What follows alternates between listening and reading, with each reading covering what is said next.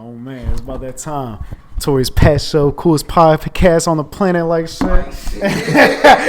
And before I started picking up the mic and said it's time to record, we was having a conversation about like DMV rap scene and everything and where everybody's at right now.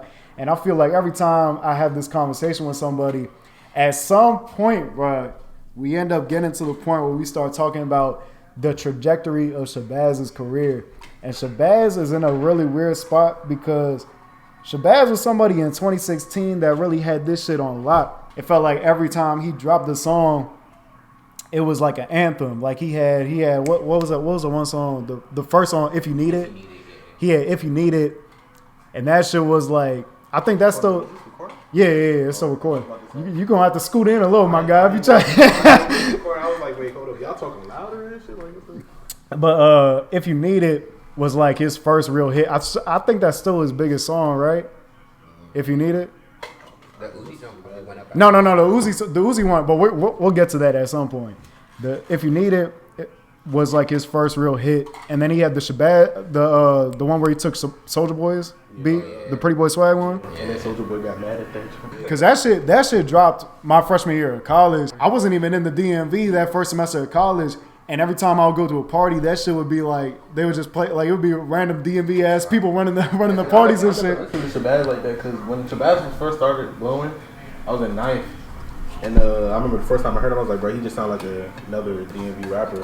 So I didn't really get into Shabazz like that, but I fuck with a couple of his songs. But really, like, I don't know. I feel like Shabazz really started that wave of like, when, like, you know how like they talk about the DMV sound? And the DMV flow and all that. Shabazz is like, if he didn't start that shit, he definitely popularized it. Like that early 2016. Yeah. Q was rapping the same way too, but he didn't have the same amount of buzz that Shabazz had. Like Shabazz. Yeah, Shabazz. Q had the buzz first. But listen, but Shabazz was ninth grade year, 10th grade. Oh yeah. Shabazz was like the top in the DMV. Yeah. Then Q went to jail and Q came back out. No. And Q just took over. But I thought it was like Q had the clout and then Q got locked, and then Shabazz took the clout, and then Q came back and then took it back. That's how I thought it went. Because then Q start like PBG and all that. Q started PBG, right? Did he? I know they started off together and shit like that. Q probably had was building up a fan base before Shabazz. Shabazz had that first couple of songs that really gave him Shabazz when he dropped If You Need It.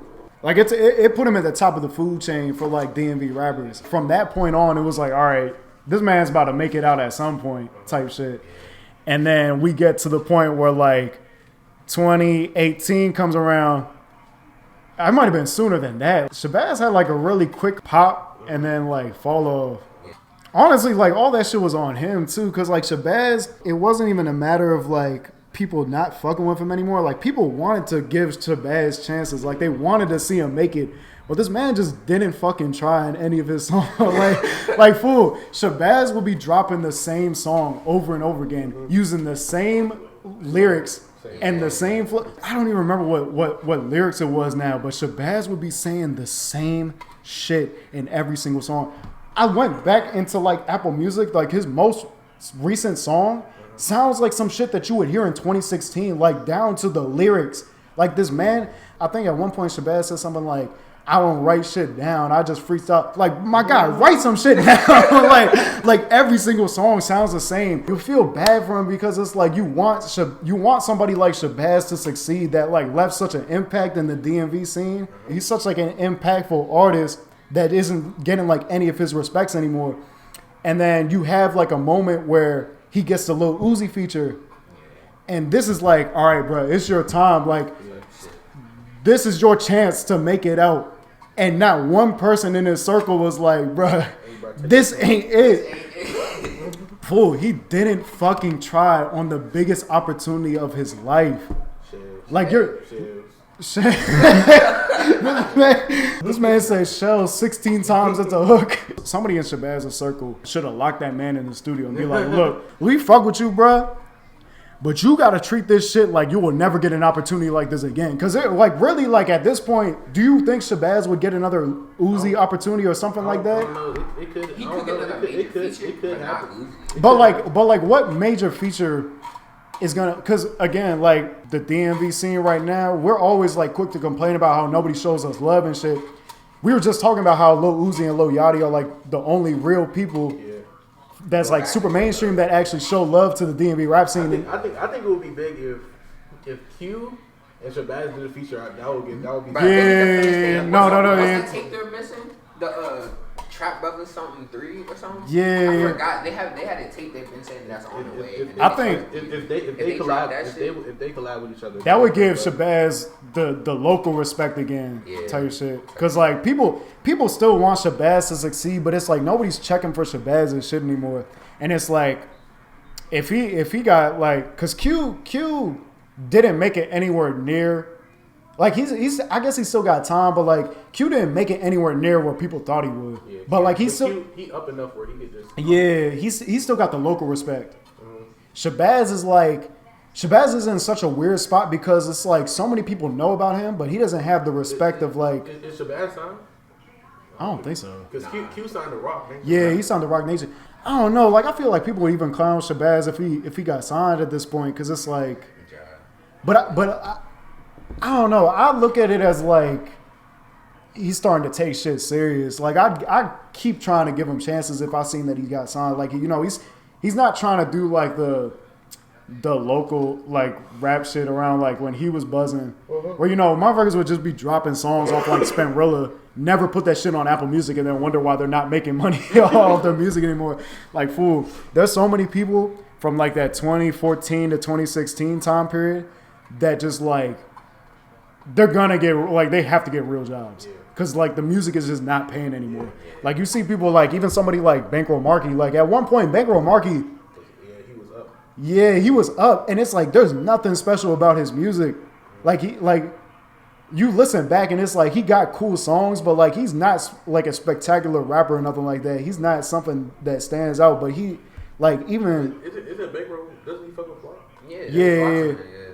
Yeah, so like Bankroll Markey, I feel like if he really wanted to, he's got Big Flock on standby to be like, look, I need you to hop on this song with me, type shit. But like, he get his clout back off Flock. Yeah. At least locally, he get his local. Yeah. I don't think he ever had no like if Big Flock dropped a tape and I saw a Bankroll Markey feature, like I'd actually be like hyped for that shit. He would have to crank that jump. Yeah, he would definitely have to crank it. But like, if it was some shit like Big Flock wanted a Bankroll Markey feature, that shit would look tough on like Bankroll Markey's rap sheet, and then he like starts dropping projects on his own.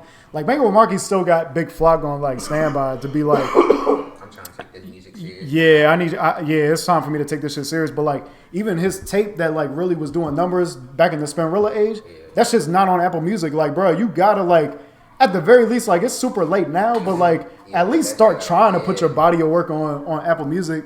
And it's like a lot of those people never really did that shit. Like you look at Lil Nas probably doesn't have any of his songs like on Apple Music that was taken off. Like the biggest song that he's probably got on Apple Music right now is like Rockstar. Yeah, that's like his biggest song. Hit, right? Rockstar and Coke Boy. Yeah, but before that he had like a bunch of like local hits. Yeah, he got Rockstar and Coke Boy on him. But those are like the new. Those are singles. He don't got none of his tapes on there. Those are because he had like the Waterboy one, and he had the one when he first got free. Remember? The joint with Rico Nasty on it. Yeah. Black when he first got up. But Golding put him on. He got a Golding. Oh yeah, he does got a Golding feature. He got a Golding feature. Yeah, but that joint was like under 20 seconds. It was like a quick ass feature. Like he had the ending. Like it was quick. Bro. But I mean, he got it though. That's all. Yeah, he was on the feature list. Cause like even somebody like Will the Rapper, he doesn't have that one tape. You know the one that had like Who You Fooling and or not Who You Fooling, Who Me, and the Walk My Dog song. No. The one that was really buzzing for him. Yeah. Does he have that on Apple Music? I don't even think like Shabazz put Curb Service on there, but I think he took it down. And like I don't really understand when artists take down the mixtapes unless if it's like some shit that didn't get cleared. But he's not even signed, so it's not even about that. He just like Rapper dropped 1, 2, 3, 4 mixtapes in 2019. That's wild. Damn. Will the Rapper is like a weird instance because Will the Rapper like he never stopped dropping projects, but I don't know, like everybody just got tired of him. Or not even that they got tired of him, they just stopped checking out for his music. But he never not took the shit serious. Because after Pull Up Pop Out, he got that Gucci Mane feature on it. I was like, oh, he about to blow. Yeah. And then around 2016 too, when Shabazz was like really on the come up. Will the Rapper was really on the come up too. And it was like you would look at it and it was like, oh, Will the Rapper's like he's gonna do something, and then it's just like nothing really came up about it. But Will is signed to the same label as Banhunter Izzy. They both signed to the same label, so Will signed to the same label as Banhunter Izzy. So what do you think? What do you think about Will the Rapper? You think he's gonna? I don't know if he gets his buzz back up. Because Banhunter, I feel like Banhunter could be on the come up. If Banhunter, I feel like he is. I feel like he really is on the come up. Because of that one song where he was like, where he was dissing everybody. Because that shit had like the mainstream attention. Like you see, like people like Dante was reacting to that. Like whenever you get like whenever you get like the YouTubers that's always like trying to like find the next video to like when you see like them reacting to the shit, you know you're doing something right. Like in terms of like the modern era, and you're not just like going after like the regular people. Because we were just talking about how there's like. You got like the regular people audience, and then you got like the internet audience. If you can tap into the internet audience, that shit will do a lot more for you than the regular people, because they're really gonna be doing the real promoting for you. Yeah. So I feel like Izzy's in a different position than Will the Rapper. I think Will the Rapper's issue is he has too many regular people. Yeah, that's his audience, and he doesn't have enough internet people. Oh yeah. Like internet people do not know who Will the Rapper is. Like a lot of people that's listening to this are gonna be like, who the fuck is that? like Shabazz is kind of the same way too. But like they know about Shabazz off of the Lil Uzi feature, and like even when I dropped that video, the XXL one in 2017, like all the regular people that reacted to that shit, like you could tell it was like the regular people that was just like trying to do the reaction channels as like a means to get bread, and then it was like the people that was like internet people that was like I'm Dante and shit. Like I'm Dante. Like I'm Dante didn't know who Shabazz was, but he knew who Rico was. And then there was like another dude who knew who Shabazz was that didn't know who Rico was. Like Shabazz like had an audience when I said that shit, and like the regular people that watched that video, they knew what I was talking about. But a lot of the internet people was like, who the fuck is Shabazz? Like, how are you gonna talk down on IDK but not know who Shabazz is? But like now they know who Shabazz is, and it's just like he gets like no respect from the internet people because that was his time to shine. And it's like the regular people, they know, especially like the regular local people in the DMV scene, we clown Shabazz a lot. I'm not gonna say we because like I still be trying to give Shabazz his props, but like they'll clown Shabazz, but like everybody at the end of the day can acknowledge that Shabazz at one point was really had the DMV rap scene on lock. But now it's like the Lil Uzi feature just really fucked him up. Like, bro, I don't see him getting another opportunity like that. Not with that big of an artist. Not yet. Like Lil Uzi, like even if Yachty was trying to do another DMV, it wouldn't be as big. I think if Yachty tried to hit up another DMV rapper at this point in time, it wouldn't be Shabazz. I think it would be like a Yungmanny or something like that. Well, he already did a song. Yeah, he did a couple songs with Zan, but only one came out. And then he did Lil Dude and Gunu. Oh yeah, that was before. Yeah, but that one actually cranked. I forgot how that one went. I remember the music video. I watched the music video. He tried to do a little chop na ad lib, and it was like, chop na out of like Lil Yachty's like trap rapping verses. That was probably his best one. Like Lil Yachty's like hit or miss with like the trap rapping. That's what it was? Yeah. Oh, bro. I think that's why he started fucking with Lil Dude. I feel like Hilbert put him on. I feel like Hilbert put him on to them. I always thought it was Ian Connor that put. Ian Connor. Yeah, because I remember like he had tweeted something about it, and then Lil Yachty and them were in like the same room, and Lil Yachty was like, "Oh shit, Lil Dude and Gunu are tough." But Hilbert definitely gave them like some validity and shit. I seen Zan had tweeted something out where he was like, he shouted out Lil Dude and was like, because you know like they're always working together and shit, but like he had tweeted something. He was like, Lil Dude is the only artist that like managed to stay relevant in the local scene throughout like every single time period.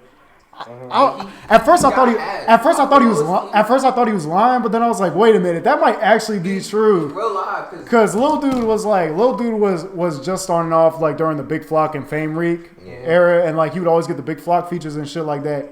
And then when Big Flock got locked, or was it like it was even before that. It was like when Shabazz and Lil Nas was still relevant, and it was like Shabazz was just starting to come up, like that 2015, 2016 period. And then Will the Rapper dropped Pull Up Pop Out. Lil Dude was still relevant too during that period. Yeah. And then after that, when it was like, when Gunu started coming out, Lil Dude helped them a lot with like building up Gunu's buzz. Because they were like, all of them were cool with Big Flock and all that. Yeah. And then even now, like Xan is at the top of the food chain and shit for like DMV rappers. And Lil Dude is like, right there with him. So it's like, damn. Like, Lil Dude, like, I think if he was always by himself, kind of like Will the Rapper, like, he would do features, but a lot of his shit would just be, like, solo.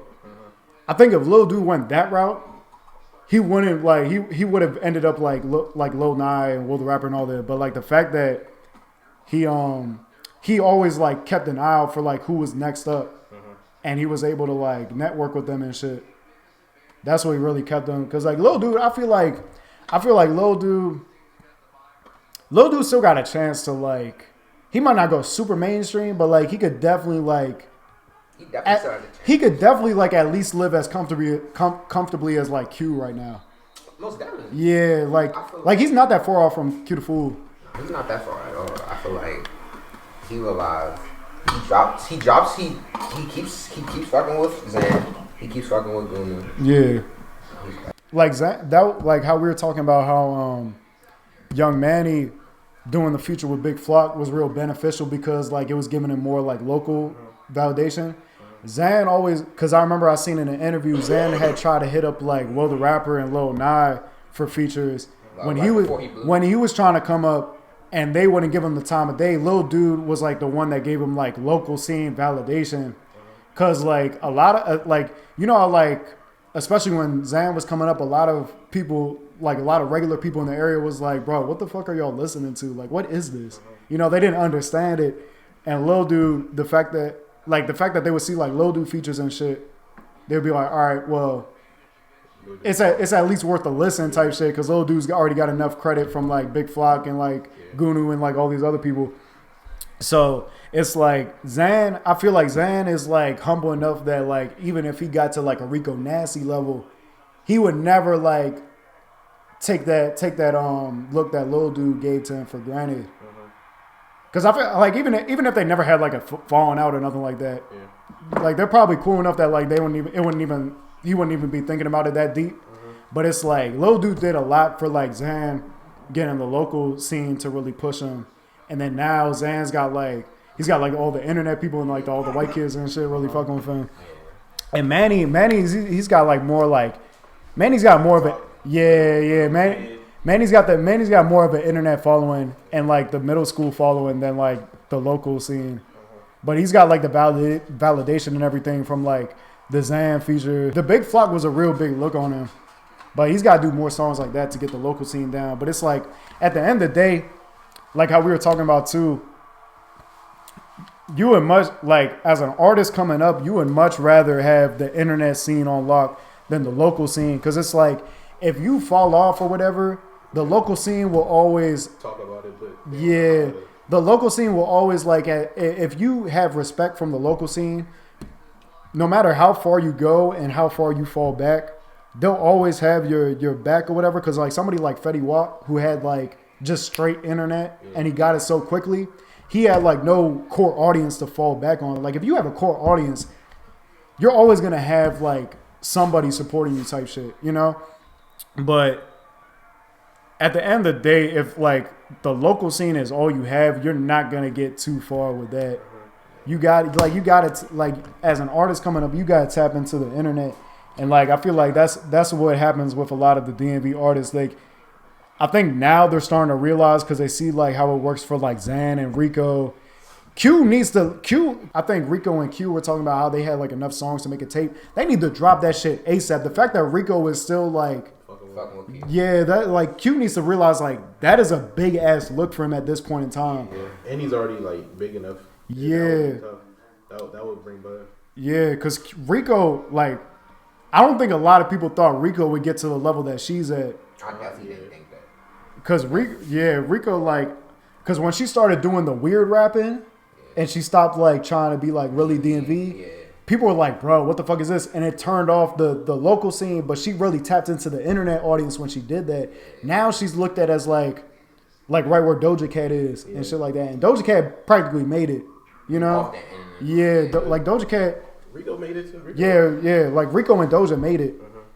Q needs to tap into that internet audience to like boost him. I feel like he switched up a little bit. Like he doesn't always stay on the street scene. He has songs where he's like switching it up. Like he dropped love songs and stuff like that. He's not like just a street rapper.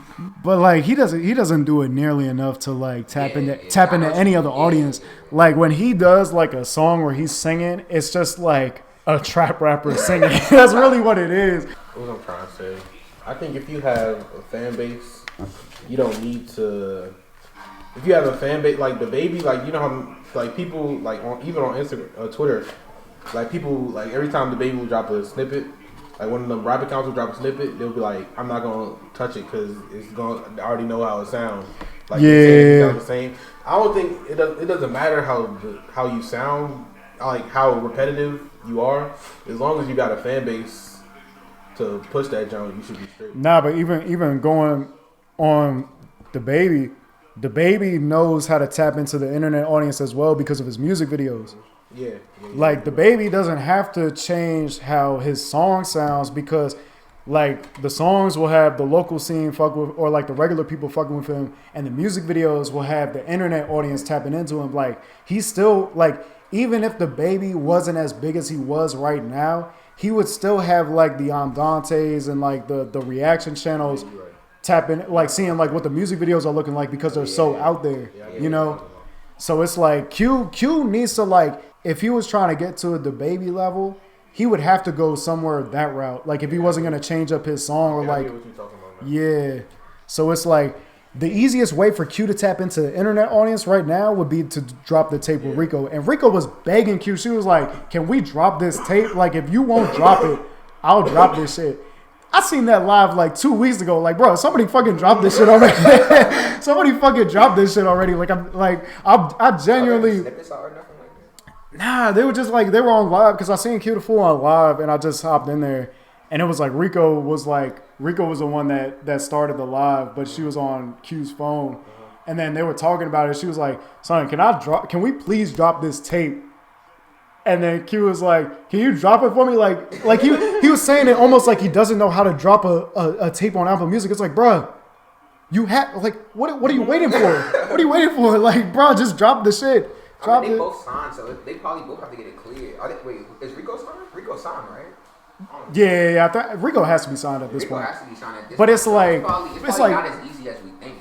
It probably isn't. But it's also like at Q's stage, like, bro, we were just talking about how Q got way too comfortable too fast at his position. Like he probably thought he was at like some Shy Glizzy level that he could like fall back and just like, bro, you got the local scene that's always gonna be fucking with you. But you still got a long ways to go to get to like even like a Shy Glizzy level. It's like, bro, you should be looking at this as like an opportunity to really like expand your audience. Cause even if you're making enough right now that you can move out and shit like that, like 10 years from now, are you still gonna have all that money and everything? I mean, yeah, but bro, all these rappers, all they need is one hit and get money off that jump. If you know how to network your money and flip it, you will be straight for the rest of your life.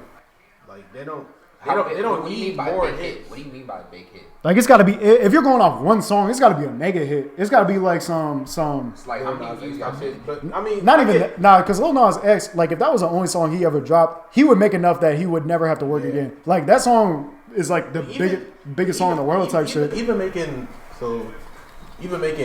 let's say Q has only made $100K off this rap shit, which I know he made way more. He could flip that and keep flipping it and be straight. Like he could invest in some properties and shit. Like he could be cool in it. Yeah. But I mean, like Q is one of those people that has like so much more potential, especially like when he was starting off, when it was like Rich Shooter's tape, and what was the one that had songs like the one that that summer 2017 when he dropped the tape with Ketchup and Guns and Bells, and then he dropped that other tape after. Like Q from that period, people thought that he had like. Yeah, people thought that he had the potential to really be like Ketchup. That's what I'm saying. We get like people think Ketchup is a hit.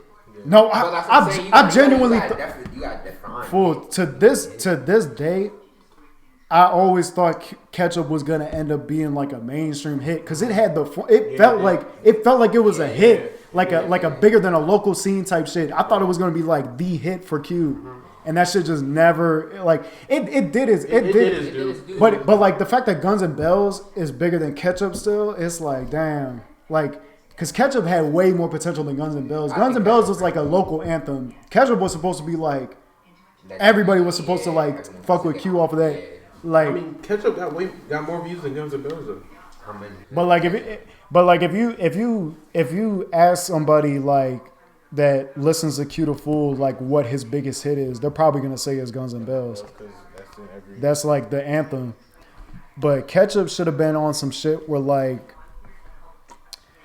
honestly, like from the 2017 period, maybe I'm slicing it, but like I kind of thought Q, maybe not at the Babies level, but Q had potential to at least be where Q right now should at least be where Key Glock is, and that's like lowballing it. Yeah, that's really respect. That's really lowballing it though. Q should be like Q from 2017, like the potential he had in 2017. He should be way bigger than like even like Young Dolph and like those people.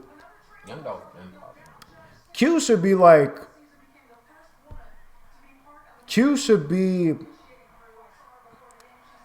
at the same spot, if not bigger than what Shock Glizzy is at.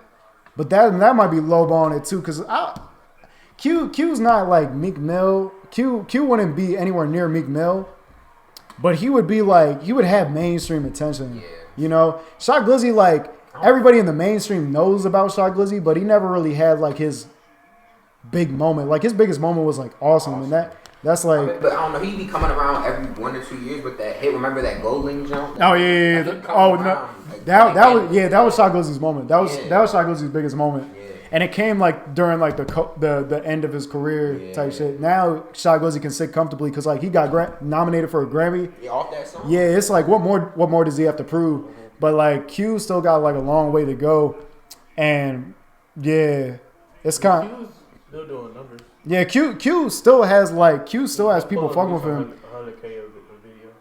But like, I don't know. It just feels like every time Q drops something now, it just sounds like he's not even trying anymore, or he's not like trying as much as he was when he was really trying to get it. You know. Yeah. And Shabazz is like the same boat, but Shabazz didn't get anywhere near where Q's at. Like Shabazz should still even now Shabazz should still be hungry for that shit, son. If he actually took the Lil Uzi feature serious, he would not be in this, but he would be living a better life. He would be living the life. He'd be living the life that he deserves. But he just didn't give a fuck when that feature came out, or when it was his time to drop that. Because we were talking about how that was around the time where Lil Uzi was thinking about quitting rap. Yeah. He did that shit off some fun shit. Like Lil Uzi did not care at all how far that song went. But Lil Uzi ran the fuck out of his verse. His verse was wild. Like, I never seen Lil Uzi spit as OC as he did on that song, like rapping wise. Like he might have, but like I'm trying to think that shit got its attention though. Compared Uzi be going off. Uzi be going off on some of his songs. But that was like one where they were like, hold up, okay, Lil Uzi, like it was dropped because he hasn't dropped in a minute. Yeah, and it was like people, he like. Even if he wasn't even trying, like Lil Uzi reminded people like, oh shit, Lil Uzi still like that dude. Shabazz, son. Shells. Somebody should have, like, somebody in his circle should have been like, if you take this shit serious, this song will change your life. And that's not even an exaggeration. That, because how we were just talking, you only need that one hit. That could have been Shabazz's hit, and he fumbled it. I don't think about it. They have other songs. They definitely have other songs. Shabazz and Lil Uzi? I don't know if they're going to drop it, though, because I remember they was dropping snippets. Shabazz dropped like 2 snippets, but They probably not gonna drop that jump though. Ooh. If they were gonna drop it, they probably would have dropped it. They would have dropped it already. Yeah. I know they got the song. Yeah, they definitely have other songs. They probably do, and it's probably like some shit with the label. Yeah, probably. But and it probably would have been. It probably would have been really tragic too if that was like the weakest of their songs together, and that was the only one that got put out. But it's like, bruh, when you're in a position like Shabazz and you have an opportunity to work with somebody like Lil Uzi, every song got to be treated like this is the one. You know, like you can't be casual with a Shells feature and think that shit is gonna, unless if you think about dropping a full on tape, but like, you know, you gotta be rapping your heart out type shit. You gotta really be treating this shit like this shit is gonna be the one that changed my life. Cause now, like, or if anything, he could have went the Will the Rapper way and told Uzi to hop on one of his hits already, and told him to hop on If You Need It or something like that. Or you think that would have been done? That would. I feel like that would have definitely helped. I feel like especially like let's say Shabazz told Lil Uzi to hop on If You Need It, and Lil Uzi ran his feature on If You Need It like he did Shells. Like that jump would have. He would have definitely got the internet respect off that, because the song, like If You Need It, cranks, and Lil Uzi cranked it even more. So it's like, even if they were like Lil Uzi's feature was better than Shabazz's song, Shabazz still did his thing on it, even though it's like an old song or whatever. But yeah, that's like his biggest song, bro. I think that's one of the. If You Need It, Shells is. No, Shells is now, but like Shabazz, solo Shabazz, If You Need It, still his best song. I think that's the I think a lot of that too is like the negative effects of not having a label, because like if nobody in your circle is gonna have like the eye to really. But at the same time, if Shabazz was on the label, they wouldn't care what he said on that jump. No. If the label saw he had a Lil Uzi feature, you think they would have been like, "Hey, bro, bro, if somebody like even out of his friend group, bro, Shabazz got to really start looking at his friends and be like, bro, where were y'all at? Like either Shabazz got to like stop doing, because Shabazz, like, I'm not even trying to talk shit about Shabazz, but like sometimes he be giving out like burnt out vibes. Like I think he's off like too many drugs now, and like I feel like he wasn't even in the right headspace, because like he probably was really going through it, because that was like the period where everybody was really saying like Shabazz fell off and shit. He probably was like in a bad headspace or whatever. But the fact that nobody in his circle was like, this ain't it. Because, like, even the people that wanted to see Shabazz succeed was like, bro, like, you got to go harder. When everybody is telling you got to go harder, and they're not even, like, trying to clown you, that's how you know you really, like, took an L. And people are just trying to, like, damn, like, yeah, people are really just trying to, like, make you feel like you didn't just fuck it up, but you really fucked that shit up. I wonder if you ask him right now today, did you crank that song, if he's gonna be like, yeah, or no, but that's like such a weird question. If I asked him right now, I'd be like, before you drop this song, what did you think the reception was gonna be before the real reception came? Do you think you could have done better back then? like shit. Before you dropped the song, did you think that it was gonna get the reception that it did? And then be like, do you think you could have tried a little harder than what you did? Because, like, bro, I still want Shabazz to succeed. But it's just like, I don't think anybody either has had as many opportunities to succeed as Shabazz. And he just keeps fumbling them shits. Like, ever since, like, it was like, what, Curb Service 2 came out, everybody was like, bro, this shit is like, recycle, like, every, fool. I wish I knew what, because at the time I was literally like repeating like the same 5 fallback lyrics that he had. He was like something pasta, like he would just be saying the same shit over and over again, because he would just be freestyling them shits. And like, you remember when like the beef with like Q and Shabazz really surfaced, and he dropped that one song. Yeah, the salt, sleeping. Yeah, Sleeping. that song was like, okay, Shabazz, Shabazz really changing it up. Shabazz, like, fool. People was really fucking with that song. They were like, okay, Shabazz finally acknowledges the fact that it's time for him to switch up his flow. It's time for him to stop using the same 5 fallback lyrics. And he even said in an interview, he was like, because they were like, they praised him for that song, and he was like, yeah, I wrote a little bit of it, and then I just freestyled the rest. I'm like, all right, well, it's a start, like shit, like you know, you're at least acknowledging the fact that, you know, sometimes you got to write some shit down. Like that song felt like it came from the heart, and it was like such a refreshing switch up from Shabazz, and I think that was before Shells. Yeah, it was called like Sleepwalking or something like that. And, bruh, he went right back to the same shit that that everybody was mad at him for, or not mad at him, but they were tired of him of, you know. Are you just listening to it now? Nah, I never listen. I told you I don't listen to Shabazz. He's talking about Q in that jam. It was like subliminally, but like, yeah, everybody picked up on that shit. Bruh, Shabazz is one of those people that at the very least, he should be in a Big Flock position where like how we were talking about, Big Flock is probably going to make it way further than where he is right now. But if Big Flock were to retire right now, everybody would look at him as a local legend. Yeah. Shabazz should at the very least be looked at as a Big Flock because of the impact that he had on the scene. So do you think before the Uzi feature, he would still be known as a legend? Nah, because like Shabazz, like as quickly as he blew up, people were starting to not fuck with him around that same period. Like he shot up so fast, and then he started falling down so even faster, because he just like every tape he dropped got worse and worse because he just stopped trying like more and more. It was just so frustrating to see. Like that was probably his best song in a while. Like, if we're going off the timeline, I still think that's, like, his... No, because Shabazz had one song that only got put on Spinrillo.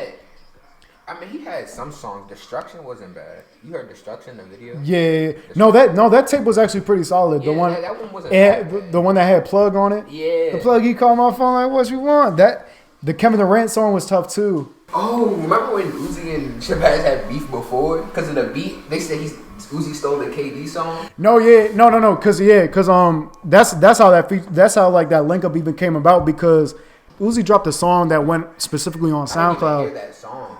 No, he took Shabazz's flow like verbatim. Like it sounded like if Lil Uzi was trying to rap like Shabazz. That's how identical it was. And when that shit dropped, everybody was tagging Shabazz like, bro, he stole your flow, he stole your style, he stole like everything.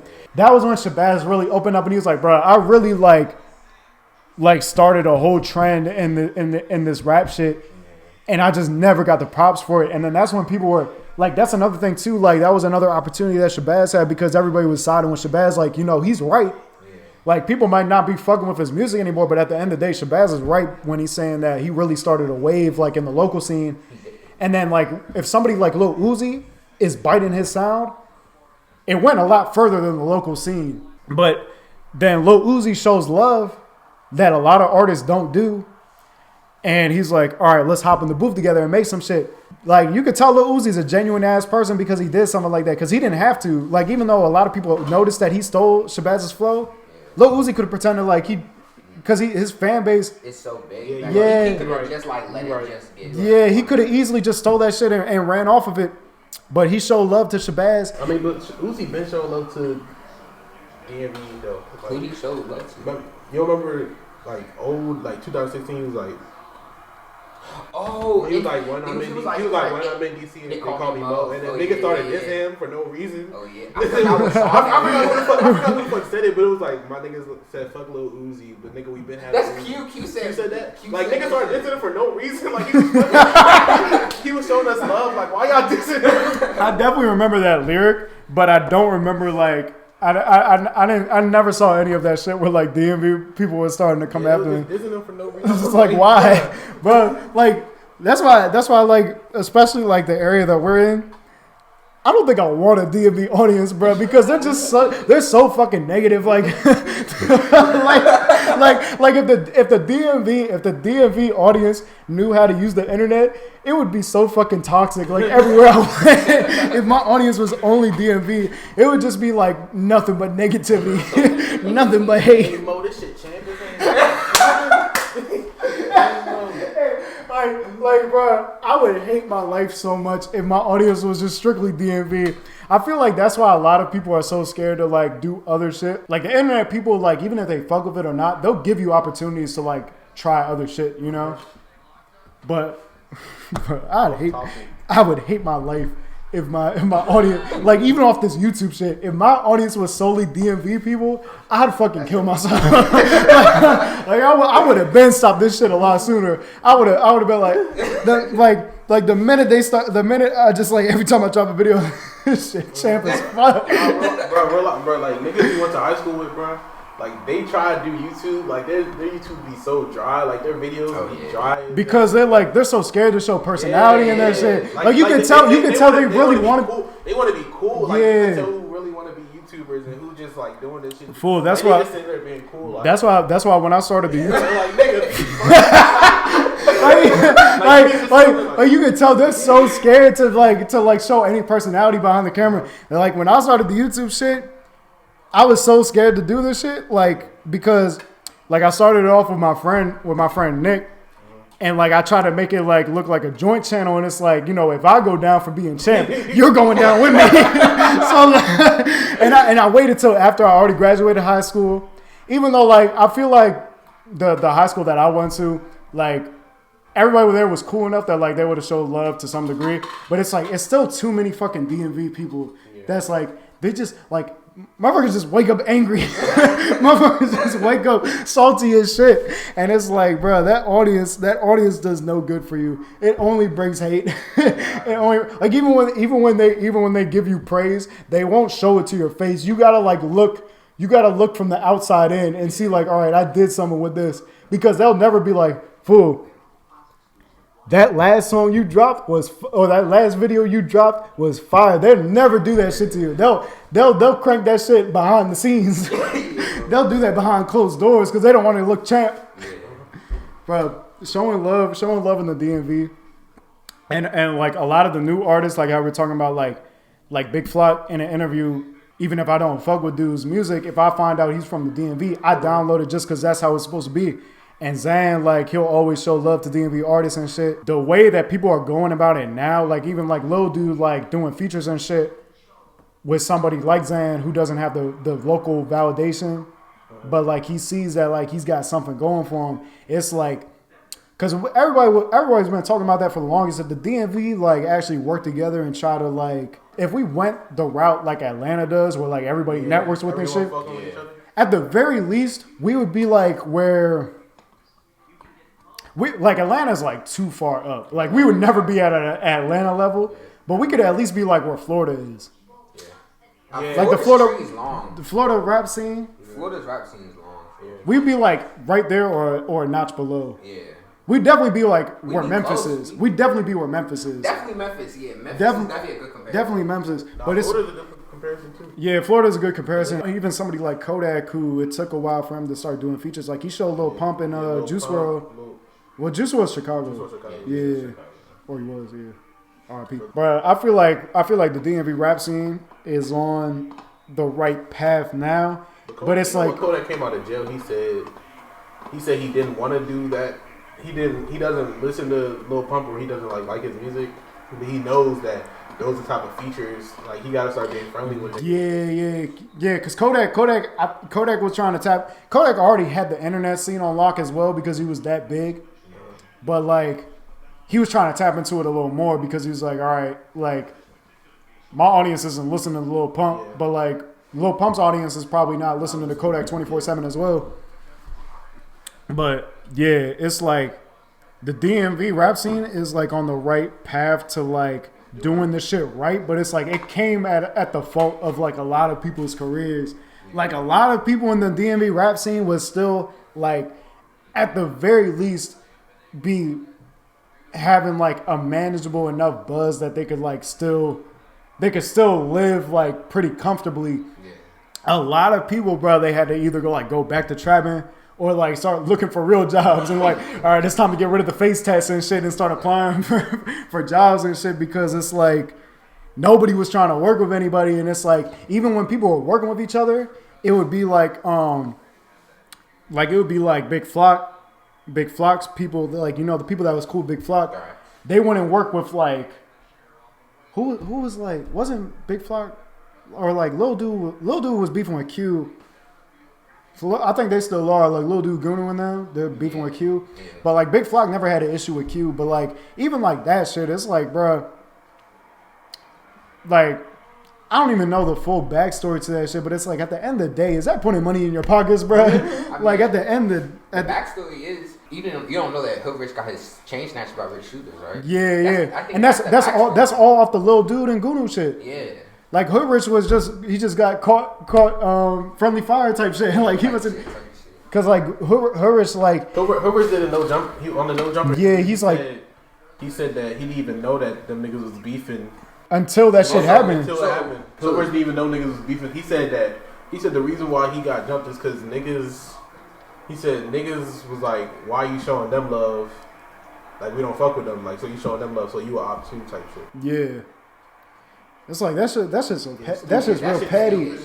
Cause bro, in Hood before niggas started saying fuck Hood Rich in the DMV because like now DMV niggas really don't fuck with Hood Rich now. What Hood Rich nigga, he had a following in the DMV. Like, Hood Rich was hot as shit in the DMV. I remember when Hood Rich was really coming up in the DMV scene. I thought he was a DMV rapper because like everybody was like praising him. Yeah. Like he was getting more love than DMV rappers like when Zaboomafoo dropped. Oh yeah, that shit was OC. For like even now, like he doesn't have nearly the amount of love that he did in the DMV scene as before. But I still like every time Hood Rich drops a project, I'll look for that shit. You know, like, I'm still a Hood Rich. He just dropped a tape called DMV. Yeah, but it's like dope money violence. It just like happened to. But like you know what you were doing, like shit. You know exactly what you were doing. Nah, the DMV bar Bali Baby, that shit funny as shit. No, Bali Baby gets no love, and she definitely does not deserve any love after like real life. Cause she be faking on us like her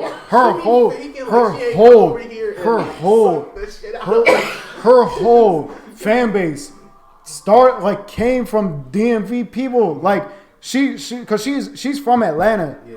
Atlanta people were not showing her love, and then she came to the DMV and she was like, "Oh my God, Big Flock, let's do a song together. Oh my God, Rico, let's do it." Are you really messing with the DMV? Hell yeah, I'm fucking with y'all hard as shit. Like, how's the rap style different from DMV and Atlanta? Y'all out here rap harder than the niggas out in Atlanta. She was begging everybody for a feature and shit, and everybody started showing her love, and then she's like, "The DMV stole Atlanta's flow. Stop saying that lame ass, weak ass, whack ass shit. The fuck, the whole entire DMV. The DMV stole Atlanta's." Like, first of all, your voice is loud as fuck. Like, like this shit is giving me an aneurysm. Like listening to this shit on my phone, and it's like, bro, you're really just gonna sit here and talk down on the people that gave you the time of day to even have an audience? Like, bro, in a couple years, you probably gonna be working a regular ass job anyways. But like, you wouldn't even have this attention that you had without us. So it's like, even if what you were saying is right, like, who are you to talk down on the people that, like, you're biting the hand that feeds you? You know what I'm saying? Like, we really, like, again, because like DMV people are so not willing to show love, and it's like, bro, we showed you the best amount of love that we could, like with how salty we are 24/7. But it's like, bro, you're just like, so you took that shit for granted, and it's like, really the DMV scene was like her core following. She doesn't have the core following anymore. Like, what the fuck does Bali Baby even do now? I don't know. She should be on Instagram. She just be on Instagram. She got 300K. Like, she might have to fuck around and be an Instagram model at this point, because the rap shit is not gonna go anywhere. Unless it's like she gets another, unless if the Atlanta audience starts fucking with her. Nah. But like what Atlanta artist has done a feature with Bali Baby? I don't know. And even if they do, the one time I seen her get a real good look was I don't remember what. Yeah, the Trippie Red. That one was actually tough. But that was like around the time where she still had DMV love. So I was like willing to fuck with it. Now if I see a Bali Baby feature, I'm not giving it the time of day. Cause it's like, even though I really wasn't like listening to Bali Baby like that, I still took offense to that. I'm like, damn, bro, like you really just gonna take a shot at all of us, and we really got you to where you even at. We just gave her first. And then like even when she was beefing with Rico, like you know, like we were more on Rico's side than anything, cause you know she's actually like DMV, yeah, she's actually from the area, so it's like. She if it came down to like one or the other, like everybody's still fucking with Rico, but like people were still fucking with Bali Baby even with that. It's like, all right, you kind of pushing it, but like you know we still fuck with you or whatever. And now it's just like, all right, we see what your intentions are, you know.